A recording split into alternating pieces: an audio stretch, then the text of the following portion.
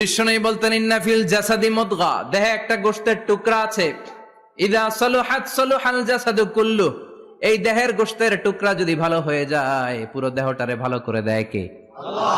এই দেহের গোশতের টুকরাটা যদি পচে যায় পুরো দেহটারে নষ্ট করে দেয় কে? আল্লাহ। বিশ্বনবী বললেন আলা ওয়াহিয়াল কলব, এই টুকরাটার নাম হলো কলব। টুকরাটার নাম কি? কলব। এজন্য কলবের মধ্যে আল্লাহর জিকির বসাইতে হবে। কি বসাবেন?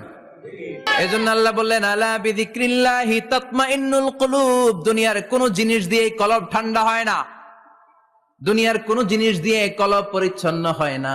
কলব শুধু পরিচ্ছন্ন হয় একটা জিনিস দিয়ে, লা ইলাহা ইল্লাল্লাহ, লা ইলাহা ইল্লাল্লাহু মুহাম্মাদুর রাসূলুল্লাহ সাল্লাল্লাহু আলাইহি ওয়াসাল্লাম। তাহলে কোরআনের একটা কলব আছে, আমাদের দেহে যেমনি কলব আছে